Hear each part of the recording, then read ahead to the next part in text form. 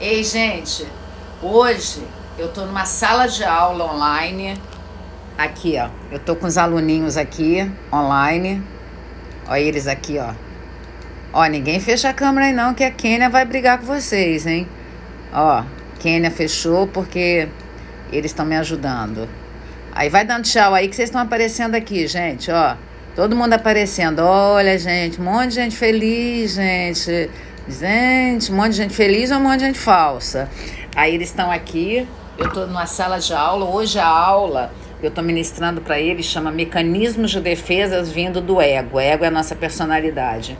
E aí eu vou gravar aqui. Só que, desculpa, eu não vou nem ler os comentários de vocês. Eu estou prestando atenção neles aqui.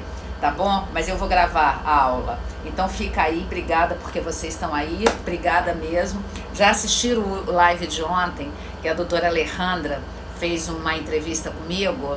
A doutora Alejandra é uma psicanalista, psicóloga lá da Argentina, da Universidade Kennedy. Uma fofa, tá? Então tá, gente, eu vou ministrar a aula. Espero que vocês gostem da aula de hoje, tá bom? Que agora eu vou ministrar aqui. Obrigada por vocês estarem aí, deixa eu ministrar. Então, gente, mecanismos de defesa do ego. Quando Freud começa a escrever sobre os livros dele, ele não teve tempo de terminar os mecanismos de defesa. E aí, na verdade, quem continuou foi a Ana Oh. E esse livro que vocês estão vendo aí, é esse aqui, queridos do Instagram. É esse livro que chama Defesas do Ego. É um livro fininho. Olha só, ele é bem fininho, ele tem, deixa eu ver quantas páginas, 116 páginas, para você entender um pouquinho rápido. Você que não quer ser psicanalista, mas quer entender se você tem essas defesas do ego, da sua personalidade. Aí o autor, ele diz assim, o desenvolvimento dos mecanismos de defesa do ego é uma das contribuições mais interessantes da psicanálise para o conhecimento do ser humano, tanto na relação consigo quanto com o outro. Quando ages como fator de integração, as defesas do ego ajudam o indivíduo a manter intacto seu aspecto emocional, quanto ao contrário, se encaminham para os transtornos de personalidade e acabam se transformando em patologias. Fundamental para os psicólogos da área da psique, psicanalista, psicólogos, seja eles psicólogos, psiquiatra, psicanalista, psicodramatista, uma vez que as defesas do ego também se refletem em relações terapêuticas. Esse livro é um livro gostoso de ler. Então, quando ele fala que se transforma em transtorno de personalidade, aí ele está falando das patologias que estão aqui. Então, imagina, quando você funciona muito com mecanismos de defesa, você vai estar aqui nas 948 páginas de transtornos mentais, que é a Bíblia da Psiquiatria. Então, vamos cuidar dos nossos mecanismos de defesa. Vamos eliminar os mecanismos de defesa, que a gente tem 4 que são indesejáveis, que a gente não pode ter, porque se a gente tiver, a linha fica muito tênue para a gente ter um transtorno mental. E aí a gente deixa de ser um paciente da psicanálise ou da psicologia para se tornar um paciente da medicina, da psiquiatria. E essa é a Bíblia da Psiquiatria, que não é a Bíblia da Psicanálise. A Bíblia da Psicanálise... Deixa eu pegar rapidinho aqui, que eu não separei. Hoje eu vou trazer mais um livro para vocês. Quem puder comprar esse livro do Otto Felichel, vocês, meus alunos, eu já indico.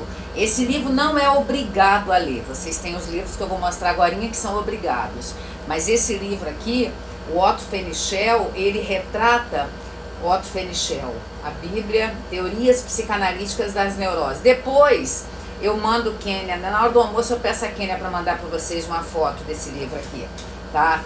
Isso aqui, eu já sugiro vocês tentarem comprar. Esse livro não tem mais, ele não vende mais, mas a gente acha muito ele em sebo, acha muito ele, e não tem PDF também.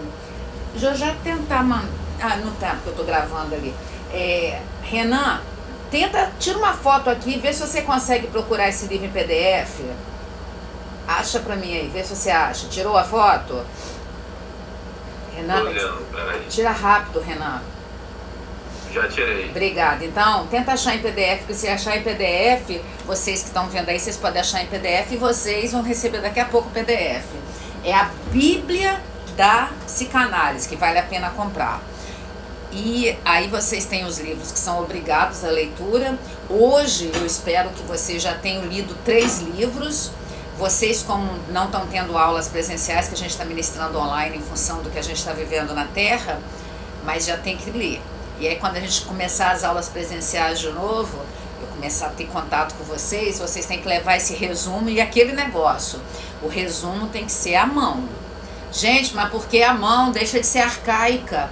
Porque eu não quero Ctrl+C, Ctrl+V. Eu quero que no mínimo vocês vão ler do computador, mas aí vocês vão escrever. E quando vocês escreverem, vocês estão aprendendo. Porque a leitura escrita é a melhor coisa para aprender. Então vamos entrar nos mecanismos de defesa. Todos nós usamos esses mecanismos de defesa para proteger a nossa autoimagem, que é o bastante comum em nossa vida diária. O ego, ele sempre vai agir como mediador entre o id, as pulsões, o web, veio lá da Imago, a obra da Imago.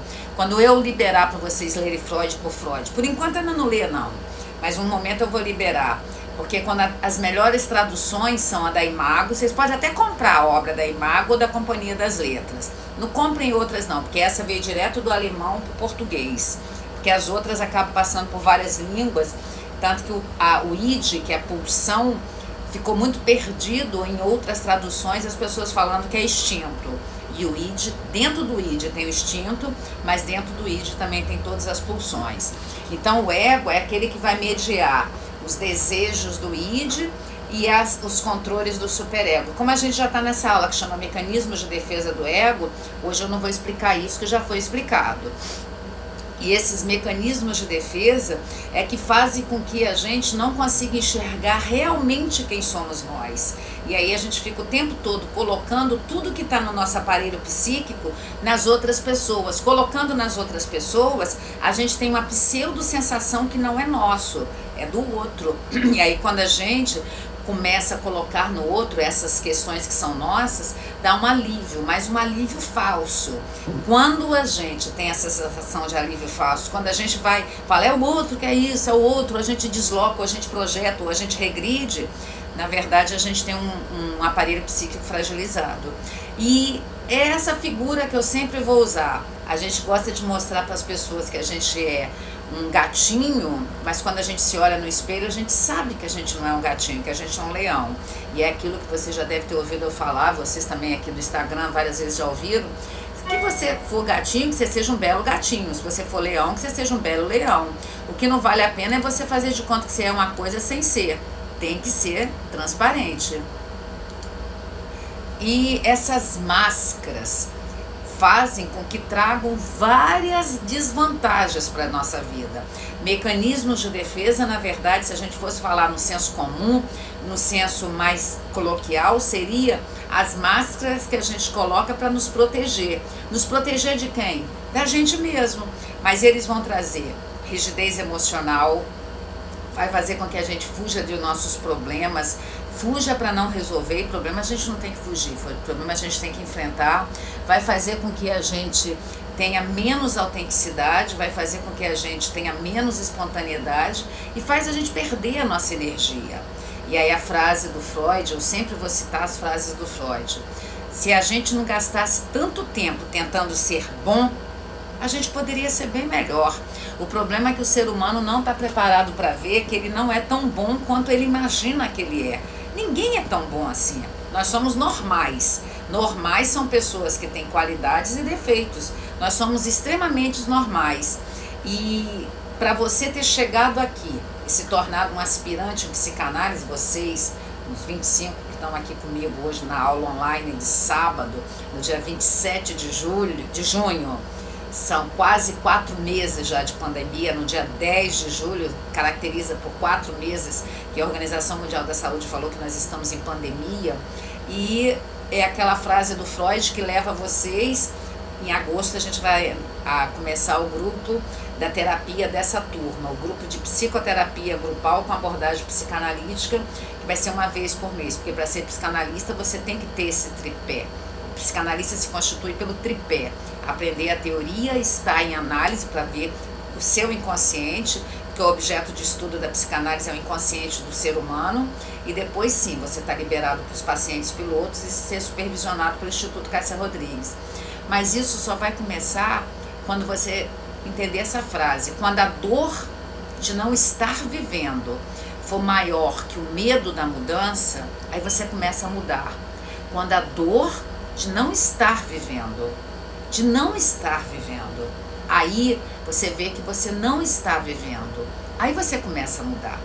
Mas você tem que primeiro enfrentar a dor de não estar vivendo.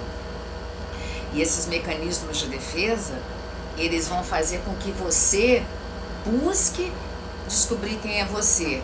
E a única forma de descobrir quem é você é através do conhecimento. O conhecimento vai trazer essa sensação de poder. Essa frase não é minha, essa frase é do Freud. E o Freud foi aquele, e eu gosto muito, muito dessa frase do Jablonski, um autor que falou: para a gente viver em sociedade, vocês estão ouvindo o Kurt latir e o John latir, os Golden Retriever aqui de casa, que estão latindo. Para você viver em sociedade, é preciso você respeitar leis. As leis do nosso superego. Cada pessoa tem um superego, que é o superego aprendido pelo superego dos pais. Mas se pudéssemos, não respeitaríamos. Mas como nós fizemos ali, vamos entender que todos nós tivemos o corte da castração, que nós somos castrados aqui. Castrar é uma coisa boa, mesmo que para o português seja ruim, castrar o animal não vai mais reproduzir. Mas para a psicanálise, essa angústia que você sofre por ser castrado é algo bom, porque nós precisamos respeitar esses mandamentos que são colocados. Cada família tem o seu mandamento. E aí, continuando a frase dele, começando: para viver em sociedade é preciso respeitar leis, mas se pudéssemos, não respeitaríamos os 10 mandamentos, porque 10 mandamentos, eles partem da premissa que tem 10 desejos, pois nunca será necessário uma lei para impedir você de lamber o chão, porque não existe desejo de lamber chão.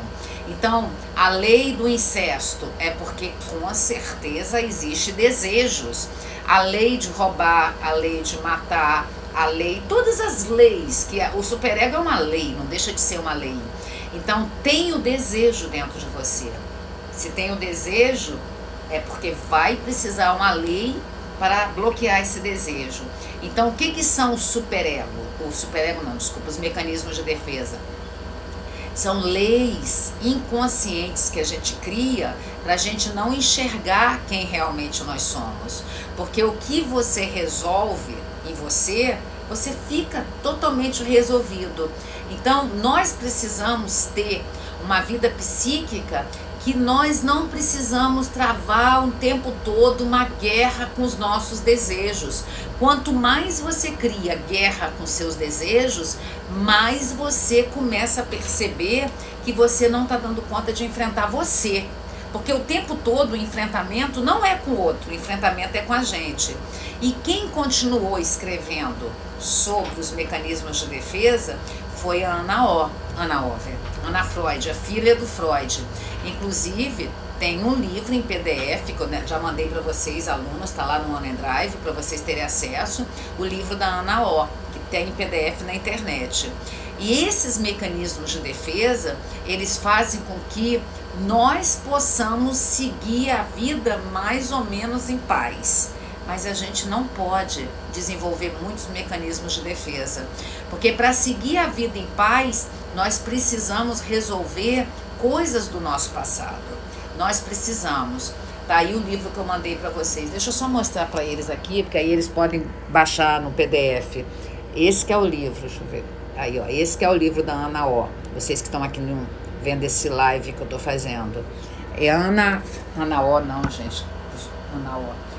Freud, o ego e os mecanismos de defesa. Porque esses mecanismos de defesa, isso aqui é a contracapa. Eu botei a capa e a contracapa para vocês. Os mecanismos de defesa, eles são formas inconscientes que a gente encontra de tentar afundar uma boia que insiste em sair de uma piscina ou de um rio, e você vem com os mecanismos de defesa e afunda a boia no mar, ou na piscina, ou no rio. E essa boia, ou esse barril vazio, ele vai tentar o tempo todo levantar. Então é o tempo todo o id querendo levantar, porque o id seria a força da água que expulsa a boia ou o barril do rio, ou do mar, ou da piscina, e o superego que afunda essa boia. E essa boia seria você. Então você representa uma boia que fica ali, uma mão te empurrando para afundar, que é o superego, e cada pessoa funciona pelo superego construído lá pelo superego dos pais, e as suas forças pulsionais empurrando para cima. E essa luta faz com que haja um desgaste muito grande. E aí vão aparecer diversos mecanismos de defesa, que são formas que o ego encontrou de não perceber a dor vinda.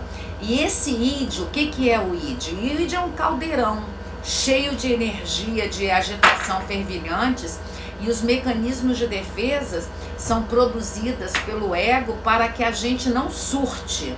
Mas isso é algo horrível, porque você vai viver sem surtar. Quando você entra no processo de análise, quando você começa a entender o seu inconsciente, o que acontece com você? Você tem menos sensações de entrar em catarse, que você começa já a perceber quem é você vai percebendo quem é você. Os 4 mecanismos de defesa indesejáveis, que na parte da tarde a gente vai falar deles, a gente vai estudar eles. E agora na parte da manhã eu só vou dar para a gente fazer uma introdução. São 4 mecanismos de defesa que representam aquela pedra de Sísifo da mitologia grega, que aqui para ele está aparecendo, para vocês não tem slide, né? Representa as pedras de Sísifo, que todo dia você faz aquela força para botar a pedra lá em cima da montanha, aí você vai e dorme. Aí quando você acorda, a pedra está embaixo. Então os mecanismos de defesa indesejáveis são a pedra de Sísifo que você o tempo todo quer levar lá para cima. E são 4 mecanismos de defesa que você, se você estiver realizando eles no ego, na personalidade, porque o ego é a personalidade, é quem nós somos, e o ego sempre, e a neurose produz um monte de mecanismos de defesa, que é normal. Quem tem psicose, quem tem transtorno mental, que está aqui no DSM-5, ele não tem mecanismos de defesa, porque deu desejo no id, ele realiza. Então quem tem psicose não tem, porque ele não tem o corte da castração. A pessoa que tem transtorno mental, ou na época do Freud que chamava psicoses, tanto que o transtorno bipolar de hoje, na época do Freud, chamava psicose maníaco-depressiva. Aí a psiquiatria trocou esse nome e botou transtorno bipolar, porque a transtorno bipolaridade, na época do Freud, era considerado uma psicose, como hoje é considerado. São 4 tipos. Quem quer entender um pouquinho mais de transtorno bipolar, que não é objeto da aula, nem objeto desse live, tem lá no canal de YouTube um vídeo que eu fiz explicando bem o que é transtorno bipolar. Explicando bem não, dei os conceitos iniciais, que ele se divide em 4 tipos. Então são 4 tipos de mecanismos de defesa indesejáveis ou nocivos. Eles são nocivos. São nocivos para o nosso aparelho psíquico, porque eles vão trazer muita dor, só que a gente usa eles de uma forma tão corriqueira que a gente acaba achando que eles não fazem mal. A projeção. Tudo que você projeta no outro é seu, não é do outro. Então você fala de alguém que você não conhece ou até você conhece, na verdade aquilo é seu. E mecanismo de defesa da projeção é indesejável. Regressão, quando você regride lá uma fase que você era pseudamente feliz. Então aí a gente já deu a aula dos mecanismos de Mentira. A gente já deu a aula das fases psicossexuais, que foram as aulas anteriores. Que aí a gente fala da fixação oral, fixação anal, fixação fálica, fixação no complexo de Édipo. Na verdade, isso é o quê? Você está regredido. Então, pseudamente, parece que você está confortavelmente. Vou dar um exemplo. Quando você tem que fumar muito, isso é uma regressão, você está lá fixado na oralidade. A sua boca ainda é o objeto de prazer, que é o objeto libidinal, a boca, a produção das fezes, a descoberta do falo. Então, essas regressões é totalmente indesejável. Por isso que a gente tem que estar em análise, porque nós somos adultos, mas dentro da gente tem uma criança que está regredida. Aí a gente entra em análise para ver isso. Conversão, você converge também seus desejos, você converge o seu id. E isolamento. Isolamento é um mecanismo de defesa totalmente indesejáveis. Então, são os 4. Grava esse, porque esses fazem mal. Esses são aqueles mecanismos de defesa que fazem mal. Projetar, regredir, convergir, isolar. Para vocês que estão comigo na aula, à tarde eu vou explicar eles. Então, essa força que você faz com a pedra para deixar a sua pedra de Sísifo lá em cima, ela prejudica você. Porque esse caráter neurótico seu, você não dá conta de abrir a porta do seu psiquismo e entender o que está dentro de você. E a frase do Freud cabe aqui. Somos feitos de carne, mas temos que viver como se fosse de ferro. Mas começa a ver que você é de carne, aí você começa a ter menos mecanismos de defesa. E uma outra frase do Freud é: a maioria das pessoas não quer realmente liberdade. Porque quando você tem liberdade, você vai ter que ter responsabilidade. E nós, a maioria das pessoas, tem medo da responsabilidade. Você tem medo de dizer sou eu fui, eu sou. Aí é o exemplo de uma aluna querida que a gente estava conversando antes, que eu dei 2 exemplos, um exemplo que envolvia uma perda do dinheiro e um outro exemplo que envolvia uma perda de trabalho. E ela achou que o que mais, porque eu dei o exemplo, ela achou que mais tinha incomodado a mim tinha sido a perda do dinheiro. E eu virei para ela e falei, não, a perda do trabalho foi mais significativo para mim do que o dinheiro. Então, quando ela fez essa avaliação, ela estava fazendo a avaliação pelo olhar do psiquismo dela, e não do meu, porque para mim o dinheiro não era o mais significante. Todo o trabalho perdido foi mais significante. Trabalho de Word, algum trabalho de Word, não é trabalho de trabalhar. Então, a gente sempre quando fala do outro, a gente não está falando do outro, a gente está falando da gente. Sempre, sempre, sempre, sempre. E essa frase do Peter Drucker, eu gosto muito. Do Peter Drucker é o pai da administração moderna. As pessoas não resistem a mudanças. As pessoas não resistem à mudança. As pessoas resistem em ser mudada. Porque ser mudada, você vai sair daquela zona de conforto que você tem. E agora os mecanismos de defesa que são desejáveis, eu separei só esses. Mas eles não têm que ser feitos. Mas às vezes tem que ser feito. Por exemplo, eu tenho uma aluna querida, que é uma paciente, que ela perdeu a irmã dela essa semana. Uma irmã jovem, perdeu o câncer, venceu. E a irmã foi embora. O relacionamento foi cortado. É óbvio que nesse momento ela viveu o choque, no dia que a irmã, à noite, que a irmã dela estava indo embora. Graças a Deus que eu pude conversar com ela, eu liguei para ela, eu acolhi na medida do possível. E como a gente está vivendo esse momento dessa doença, a gente não pode nem ir visitar as pessoas, nem pode ir no velório. Eu acho muito triste isso que a gente está vivendo. Então ela teve o choque, a morte no primeiro momento traz o choque, depois traz a negação. A negação dura uns 3 meses. Porque essas etapas do luto, elas partem da premissa dos mecanismos de defesa para você não entrar em surto, porque você está perdendo alguém que você ama muito. Por isso que a gente tem que trabalhar muito essas etapas do luto.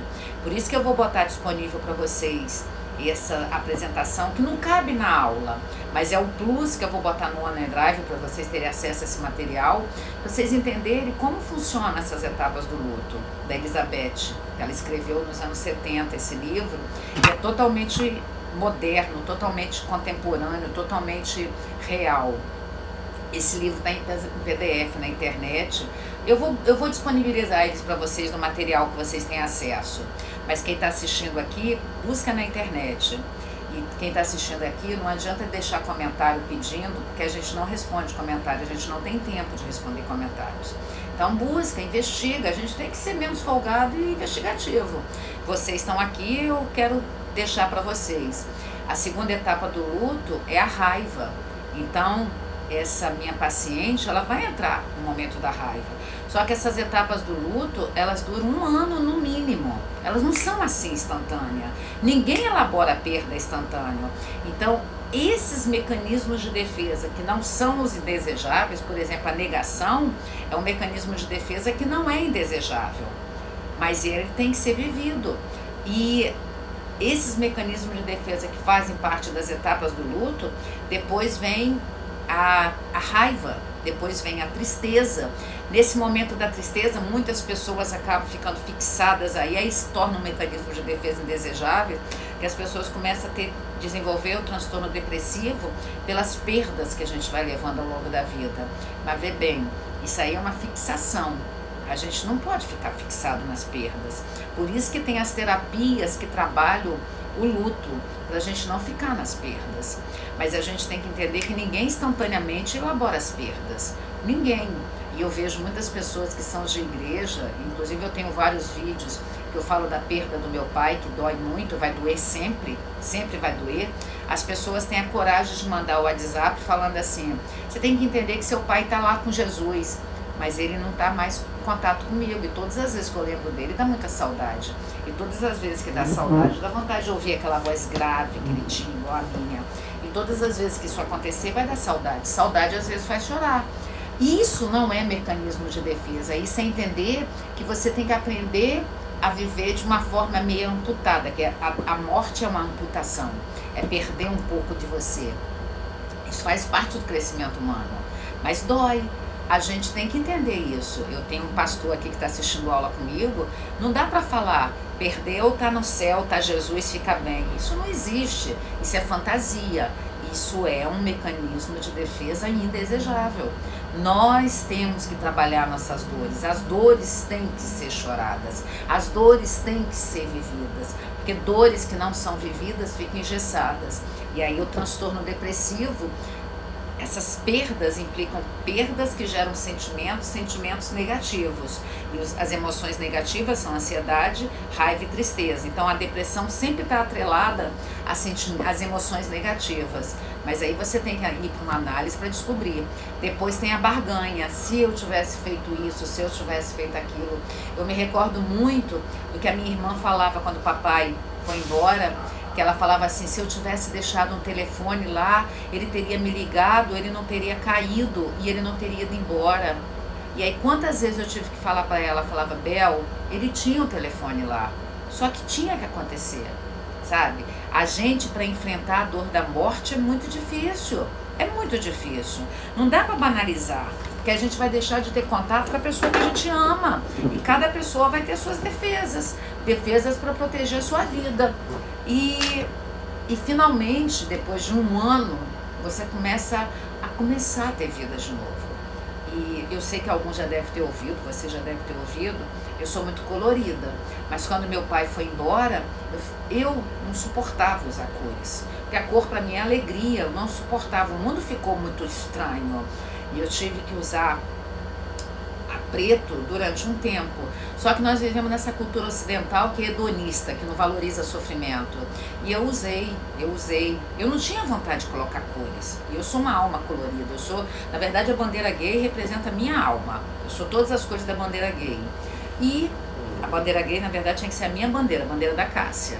E eu só não uso todas as cores juntas porque é brega, né? Mas eu, se pudesse, usava toda: rosa, azul, berinjela, verde. Eu adoro todas as cores. Pra mim, as cores de canetinha colorida eu acho o máximo. Aquele lápis de cor, 36 cores. E as subdivisões das cores.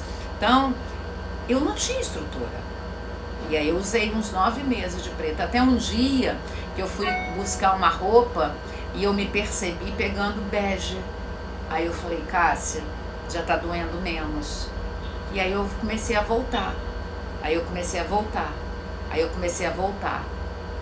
Mas se vocês perceberem, o olho tá marejado, porque eu tô mexendo numa ferida que nunca será cicatrizada. Se a gente ama e a gente perde, tem dor. Então, psicanalistas, aspirantes em psicanálise, mesmo que vocês acreditem que as pessoas estão com Jesus, como eu acredito que meu pai está com Jesus, como que eu vou conviver com ele? Eu nunca mais vou poder cortar a unha do pé dele. Eu vejo que de vez em quando a minha unha fica bem comprida, que a gente não está podendo ir em salão. Quando eu vou cortar minha unha do pé, que tem que cortar com alicate, que é a unha do pé mais dura, dói muito, que eu que cortava a unha do pé dele. Então, chorou, tá cheia de recalque? Não. Chorou, deu saudade. Deu saudade. Qual o problema de mostrar a sua emoção? Não tem problema. Na verdade, tem problema não mostrar a emoção. Gente, você chora à toa. Tô chorando até menos. Meu apelido quando eu era criança era manteiga derretida. Já tô até evoluída. Não tô tão derretida. Minha manteiga já tá no congelador. Ela não tá mais no sol. Então, quem disse que chorar é ruim? Chorar é maravilhoso. A gente tem que aprender a chorar nossas dores. E eu choro mesmo. Deu vontade de chorar, eu choro mesmo. Dá mostro, ó. Tá chorando, já parou o choro. Isso é autenticidade. Lembra uma frase que eu li agorinha mesmo, que eu falei que a gente tem que aprender a ser autêntico? E aí eu separei esses, mas de tarde vai ter mais. Recalque, racionalização, compensação, idealização, formação reativa, deslocamento, sublimação. Eu tenho um paciente meu que ele é médico. E ele trabalhava muito como médico e ele amava muito. E nesse momento dessa doença que a gente está vivendo, parece que todo mundo só tem essa doença. E ele não está trabalhando muito. Ele desenvolveu uma diabetes, porque ele não está mais sublimando. Aí o corpo dele mostrou uma doença que ia aparecer a qualquer momento. Mas na verdade a diabetes é uma doença no pâncreas que tem a ver com a produção de várias coisas. E aí eu estou trabalhando com ele falando, fulano, que raiva é essa que você está sentindo, que seu corpo está mostrando a raiva na doença? Ele falou, é raiva mesmo, Cássia. Então, a doença é uma fuga. E ele deixou de usar a sublimação, que era desejável. Quantas vezes a gente está nervosinha, vai limpar o armário, vai limpar as coisas para sublimar, vai correr na praia. Mas a gente pode até sublimar, mas a gente tem que saber que a gente está sublimando, que a gente está fazendo isso para sublimar. Então, essa que é a resolução, essa que é a saída, essa que é o entendimento. Esse. Mecanismos de defesa, aí são os dois que eu mostrei, os indesejáveis e os desejáveis. E aí alguns exemplos, sublimação, o mecanismo de defesa, sublimação, dá exemplos rápidos, tá? Porque a gente vai ter mais à tarde. Um aluno perguntou com ironia para o outro, que acabou de derramar tinta no seu trabalho. Quer me ajudar, né? Isso é frase de mecanismo de defesa. Projeção, que é indesejável. Jane me emprestou 500 folhas de ofício, mas só pedi 100. Agora não tenho como pagar. Projeção, indesejável. Vamos lá, deixa eu ver um outro indesejável. Repressão. Uma professora chama um aluno de burro. Em outra ocasião, ao espartar-se com essa atitude praticada por outra pessoa, quando na verdade ela tinha vontade de chamar outra pessoa de burro. Aí tá todos aí, mas a gente vai... Mecanismos de defesa são processos realizados pelo ego e são inconscientes, porque eles são inconscientes, eles não são conscientes. Ocorre independente da vontade do indivíduo. Ele exclui da consciência os conteúdos indesejáveis, aquilo que você não consegue ver em você, e ele protege o seu aparelho psíquico. E esse ego que mobiliza esses mecanismos de defesa. A única maneira de explicar isso era reconhecer o fato que as nossas memórias são reprimidas e são distorcidas. O grande avanço nesse ponto foi o desenvolvimento da noção de recalque que Freud falou. E o que é recalque? Recalque é uma perturbação não resolvida no campo emocional da pessoa e a interação com o ambiente. Isso requer a ação de um mecanismo de repressão, mas é sempre no nível inconsciente. Lembra? Inconsciente, todas as vezes que falar de inconsciente, rapidamente você tem que lembrar da figura do iceberg. Então, inconsciente é aquilo que está abaixo do nível do mar que você não consegue ver, mas ele se manifesta. Esses mecanismos de defesa, ele tem um único objetivo, de levar a pessoa a reviver a experiência original traumática que causou esse sintoma. E as pessoas não querem reviver esse sintoma, porque elas pensam que usando o mecanismo de defesa, elas vão ter mais tranquilidade dos fatos do passado e das lembranças traumáticas que são inconscientes. E essa é a simbolização aí que eu quero deixar para vocês. É um investimento de catexia. O que é o envolvimento de catexia? Você tem o id e tem a realização de um desejo. Então, esse primeiro desenho que eu estou mostrando para vocês, o id e o objeto, essa pessoa, ela tem uma pulsão primária, tá vendo? Então, ela deu vontade e realiza, ela é movida pelo princípio do prazer. Ela não tem o ego intermediando, ela não usa mecanismo de defesa. Se ela tiver vontade se ela é...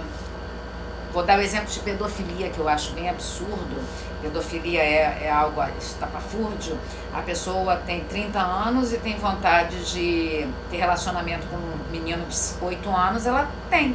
Ela não tem criado dentro dela os processos de não realização. E ela faz o investimento e realiza. O segundo exemplo é o exemplo do mecanismo de defesa. Você tem os desejos, mas você tem o objeto que você quer realizar os seus desejos, mas você não pode. Aí você começa a ter um desejo reprimido. E aí vem os mecanismos de defesa. Ah, mas esse homem que é pedófilo, essa mulher que é pedófilo, o que ela teria que fazer?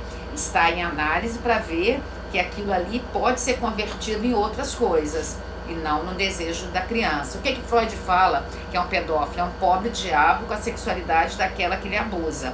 Algo bem absurdo, mas a gente tem... E pedofilia é uma parafilia.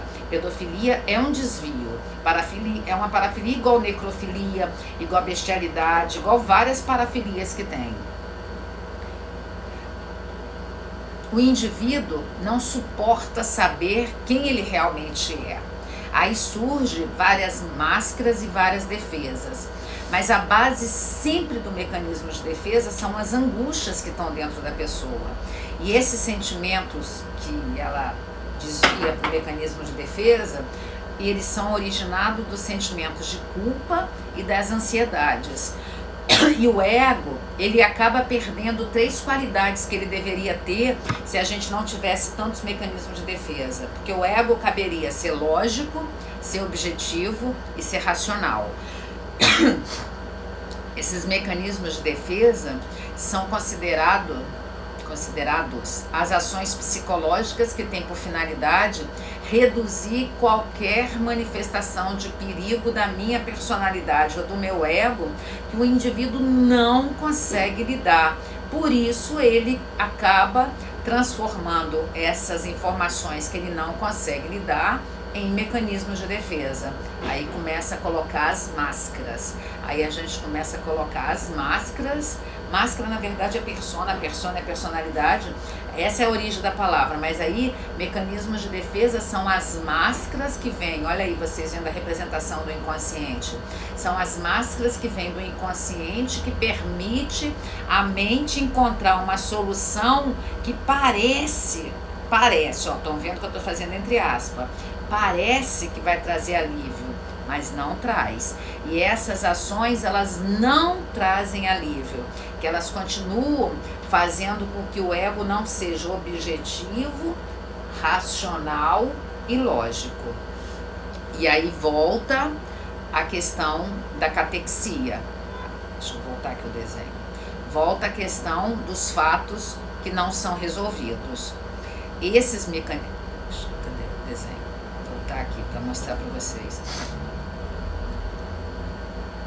Esse mecanismo de defesa, então, esses desejos que vêm do id, o id é extremamente inconsciente, vão se transformar no que nunca deu conta em você. Aí eu quero fazer para vocês essa pergunta.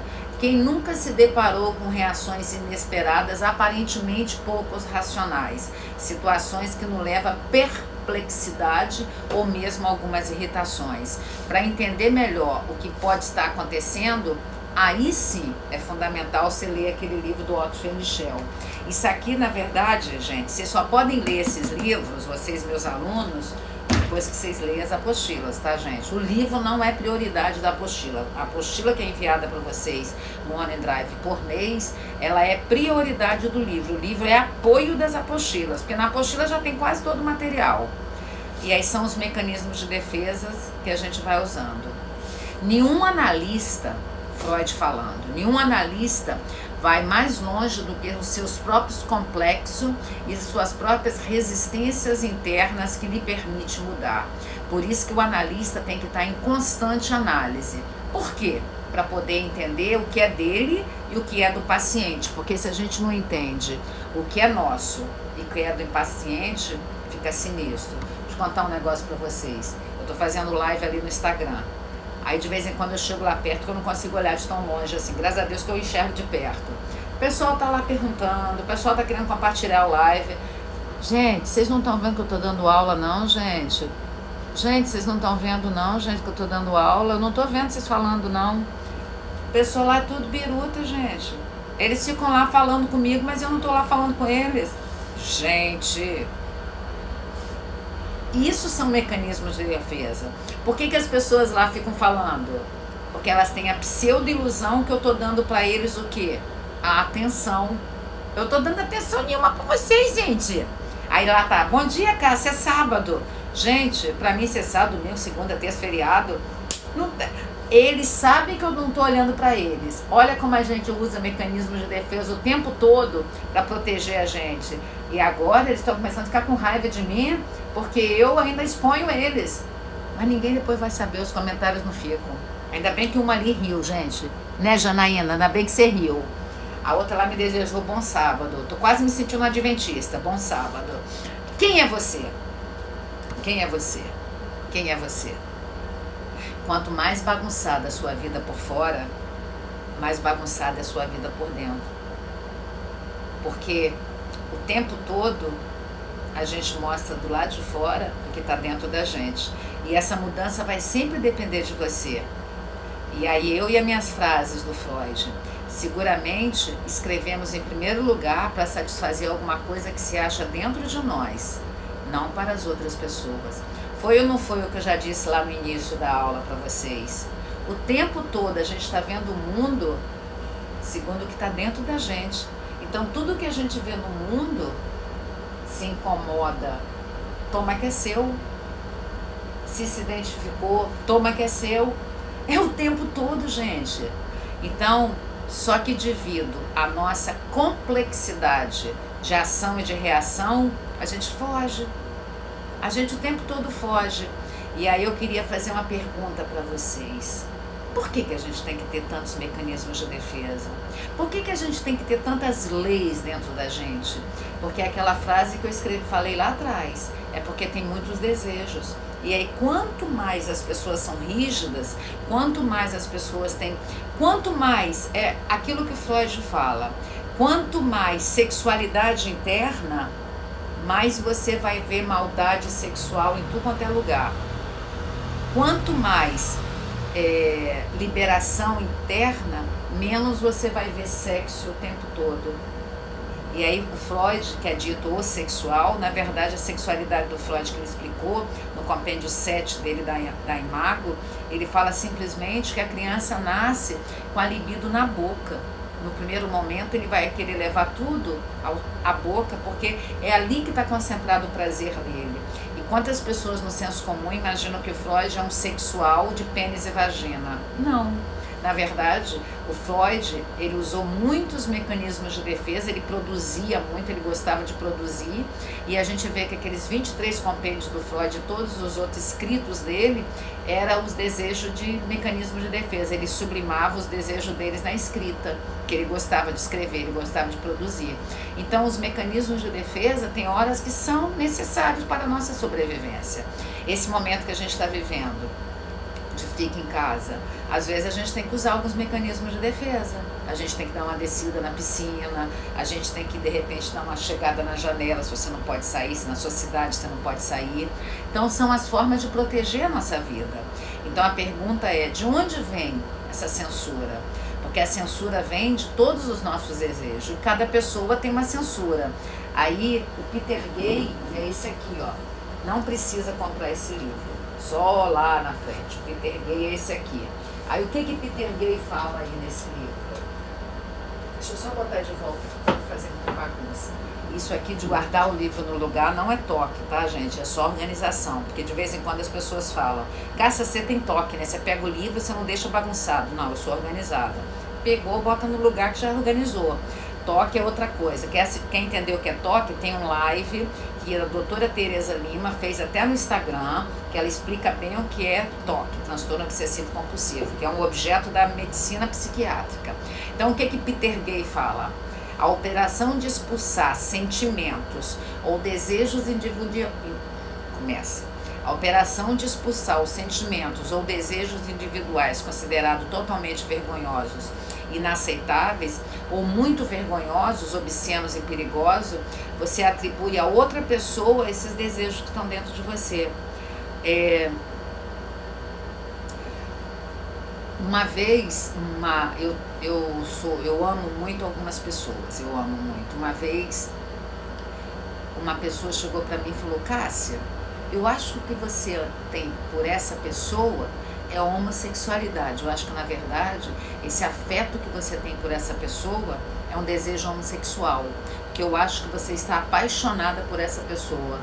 Eu olhei para ela e falei, para essa menina, porque eu não quero expor, porque é um caso que aconteceu. Eu falei, mas essa menina eu vejo como filha. Eu amo essa menina como filha. Eu sou uma pessoa que eu tenho um filho, mas a vida me deu um filho só na minha barriga, mas eu poderia ter tido uns 10 filhos. Eu falei, eu amo como filha, eu não consigo ver essa menina nem como mulher, eu vejo como menininha. Aí ela falou que nada, você está tendo desejos homossexuais. Eu falei, é? Ela falou, é. Eu falei, ok. Passam uns aninhos, essa moça vai casar com uma outra moça e ela larga o marido para ficar com a moça. Me deu vontade de falar, hein, vem cá. Quem era homossexual, gente? Não tem nada contra ser homossexual. Pode ser homossexual, tetrasexual, quadrissexual, 847 sexual. Só que aquilo não era o meu desejo. Era o desejo dela. Mas com essa moça, não. Ela queria, na verdade, abrir a porta do armário e tocar aquela música do Klein, naquele filme. E ou então, macho, man. Quer descobrir que alguém é homossexual, bota Village People. Aí a pessoa começa a bater o pezinho. Óbvio que é uma brincadeira isso. E outra vez também uma pessoa virou para mim e falou assim, eu tenho certeza que você proíbe o seu marido das coisas. Eu falei, gente, tem certeza? Ela falou, tenho. Eu falei, eu não proíbo, porque eu não quero que ele me proíbe de nada, então é para fazer tudo. Se na verdade eu proibisse, gente, meu marido está trabalhando, meu marido vai todo dia trabalhar, ele tem 69 anos, ele é federal, ele é auditor federal. O Paulo Guedes já falou que quem tem mais de 60 anos não precisa ir, está liberado de ir, todo dia ele vai. Eu falo, Zé, você vai aonde? Trabalhar. Vai de Uber pelo menos, Zé. Eu não vou de ônibus, essa doença não existe. Se eu proibisse, eu amarrava ele na mesa, para eu não sair de casa. Porque nesse momento não dá vontade de proibir, mas eu não posso fazer nada. Então, as pessoas estão sempre julgando você pela ótica deles. E como o meu marido é caseiro e eu sou caseira, as pessoas imaginam que é eu que amarro o pé dele na mesa. A gente sempre julga o outro pela nossa ótica. Sempre. Vamos lá mais. Evolui. E aí são as questões que o Freud falou. Sempre a gente vai usar as máscaras. Ai, quase que caiu ali. Gente, que grita histérica é essa, gente? Eu enfiei o pé no tripé ali, quase que cai. O psicanalista, olha o que é o psicanalista. O psicanalista não é um orientador no sentido de conselheiro. O psicanalista não dá conselho. Não pode dar. O psicanalista é aquele que possibilita que cada um daqueles que o consultam sejam capazes de assumir o reconhecimento do seu próprio desejo, no tocante a tudo que deseja, e aprenda por si só resolver seus conflitos. Que quebra de paradigma, né? Vamos ler de novo, que para mim, é fantástica essa colocação. O psicanalista não é um orientador no sentido de conselheiro. Por exemplo, o Davi, que está estudando comigo, ele é pastor. Quantas vezes ele tem que ser conselheiro na igreja dele? E aí não é ser psicanalista. O psicanalista não é um orientador no sentido de conselheiro. O psicanalista é aquele que possibilita que cada pessoa que procure ele seja capaz de assumir o reconhecimento de todos os seus desejos, no tocante ao que ele deseja. E que no final, todas as pessoas que procurem você consigam resolver os seus conflitos por elas mesmas. O psicanalista tem que segurar a sua vontade de falar aquilo que ele vê. O psicanalista é aquele que faz a pessoa ver quem ela é. Mas não é falando, não é apontando. Por isso que a gente tem que estar em análise, para segurar a nossa ansiedade, para segurar as nossas questões, para segurar o que está dentro da gente. Por isso que o psicanalista vai fazer com que as pessoas consigam viver melhor esses processos psíquicos inconscientes que parece aliviar o ego do estado de tensão que vem do id, mas na verdade não alivia. Muitas vezes, quando temos angústia, ansiedade vinda dos inconscientes, o ego parece que cria essas estratégias defensivas para reduzir essa tensão. Mas isso, na verdade, não reduz, porque esse estresse e essas manifestações emocionais e essas angústias, essa realidade interna que a gente tem, parece proteger. E aí a gente começa a colocar nossas máscaras de novo. E cabe de novo a frase: nós sempre teremos mecanismos de defesa porque nós temos muitos desejos. E esse desejo que a gente tem que ser resolvido no processo de autoanálise, autoconhecimento, descoberta de quem nós somos. E esse autoconhecimento é quando a gente começa a lidar em paz com as nossas coisas. Porque talvez tem coisas que a gente não vai deixar de ter. A gente não vai deixar de ter certas coisas. Mas a gente vai começar a lidar em paz. A gente vai lidar não adoecendo, igual esse meu paciente que está desenvolvendo uma diabetes, que ele vai ter que tomar insulina. Ainda não, ele ainda está em processo. Então, nós neuróticos adoecemos por causa dos mesmos problemas contra os quais nós também lutamos. E aí a neurose histérica, que Freud dá o nome, mas vamos falar de uma forma mais fácil, é a forma de adoecer para não olhar o sintoma. Todas as vezes que a gente adoece para não olhar o sintoma.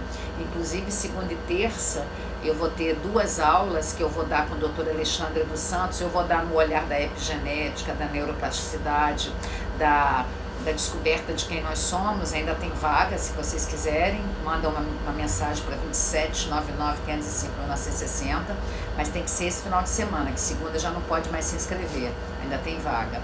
E vocês aqui, vocês receberam por mensagem que Kênia mandou a oportunidade. Como vocês são aspirantes em psicanálise, vocês pagam bem menos do que eles eu cobro mais, que eu sou mercenária, topa tudo por dinheiro, eu sou filha do Silvio Santos.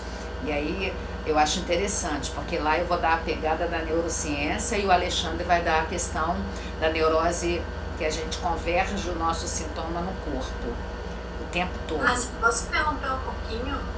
Pode. Eu falei sobre o curso com alguns alunos, sobre essas 2 aulas, e eu disse que era o Marcelo Nilo, me confundi, é o Alexandre Santos que também vai estar. Alexandre Santos. Hoje. Não tem problema não. Não é o argentino, o chileno, é o Alexandre Santos, que é o psicanalista que eu indico. Tem um live dele no Instagram que eu fiz domingo passado, a gente fez 2 horas de live, para vocês saberem quem é ele. E ele é brilhante, porque a tese de doutorado dele é psicossomática. Assim, a identificação, a gente é amigo das pessoas que são parecidas com a gente. E ele explica brilhantemente bem a psicossomática. Aí ele vai explicar a psicossomática e eu vou explicar a neurociência. Obrigada, Kênia, querida. Então é o Dr. Alexandre dos Santos. E a teoria do Freud, a gente tem que ter essa sabedoria de entender que o psicanalista ele não vai dar conselho.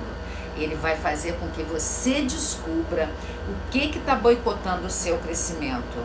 E a base de todas as nossas angústias é não querer ver exatamente quem somos nós. Aí eu coloquei um baú cheio de diamantes, mas às vezes os diamantes podem estar ainda em estado carvão, né? Porque o diamante, antes de ser diamante, ele era um carvãozinho.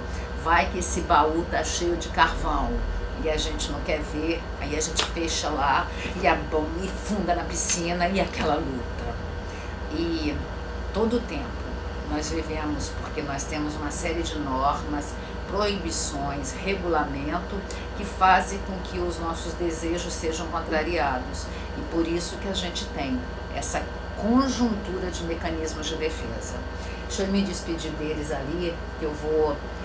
Iago, deixa eu só dar então, deixa eu fechar esse aqui. Iago, fecha por favor esse. Fecha por favor.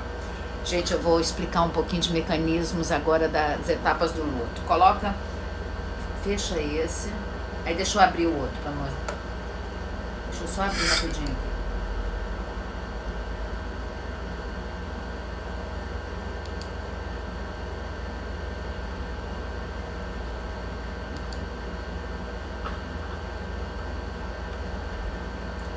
Ai, gente, peraí.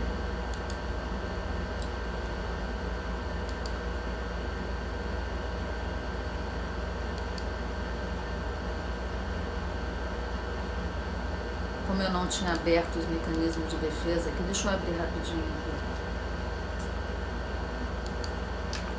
aqui. Iago. Oi, Cássia. Esse aqui, as 5 etapas do luto. Bota aí pra mim. Aí.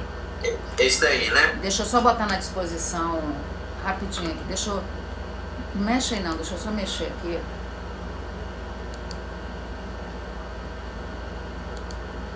Aí, pode botar. Pode mostrar pra eles. Que aí eu vou explicar pra vocês também as etapas do luto. Oba! Oba! Deixa eu ver aqui, enquanto ele arruma aqui pra sala de aula. Ei, Aron! Ei, gente! Ei, Aron, querido! Deixa eu ver quem mais tá aqui. Ei, Cristiano! Sábado, segunda e terça tem aula, né, Cristiano? Vou dar uma confiança aqui pra vocês, enquanto o Iago arruma aqui pra mim. Ei, Eliana! Deixa eu ver mais quem tá aqui, gente. Deixa eu ver, meus coleguinhas aqui. Um monte de gente que sempre segue. Ai, que bonitinho, gente. Vocês estão aí prestando atenção na minha aula, né, seus cara de pau? Gente, o povo paga aqui e eu dou pra vocês. Mas é só uma horinha, eles deixam. Eles são tudo mozinha aqui na sala de aula. Só que não, hein? Já deu. Ai, gente. Aí, vamos continuar aqui. O live já tá quase encerrando aqui. Agora a gente vai falar das etapas do luto. Vamos lá. Deu tempo, gente. Deu tempo. Etapas do luto. As 5 etapas do luto são a negação e o isolamento, mecanismos de defesa indesejável. Isso não pode estar acontecendo. Uma frase que é muito típica das 5 etapas do luto, da Elizabeth Kubler-Ross, que escreveu isso. A raiva ou a cólera, frase desse momento. Por que eu? Não é justo. A negociação. Me deixe viver até meus filhos crescerem. Quando a pessoa descobre que tem uma doença. A depressão. Eu estou triste, por que me preocupar com qualquer coisa? Para finalmente você entrar na aceitação. Tudo vai acabar bem, mas isso lembra que dura um ano. O processo de negação e isolamento é assim. São mecanismos de defesa temporários do ego contra a dor psíquica diante da morte. A intensidade de duração desse depende de como a própria pessoa viveu. Quanto mais você não deu o que você tinha que dar para a pessoa quando ela estava aqui, mais você vai ter essa sensação de culpa que acontece no primeiro momento. Então, o que eu digo sempre para as pessoas que estão com as pessoas que estão indo embora. Várias pessoas estão indo embora, né? Várias pessoas já estão... É óbvio que a gente pode ter cortado por uma morte, igual eu perdi meu cunhado quando eu tinha 38 anos, ele 38 anos, que ele voa, um ultraleve, cai e vai embora. Então ali é uma fatalidade, é um estressor vertical. Mas tem os estressores horizontais. E uma das coisas, quando meu pai descobriu o efizema pulmonar com 77 anos, e ele viveu ainda até 86 anos. E no final, o último ano, ele ficou bem debilitado, mas ele não morreu da doença. Tanto que ele nunca usou bombinha. Ele usava aquela bombinha de asmático. E ele usava Duovent e Forosec só. E ele nunca reclamava. E ele morre de uma queda, que o pulmãozinho dele estava muito vidrificado, fibrose, e quebra, né? Aí não suporta. Mas ele não morreu da doença.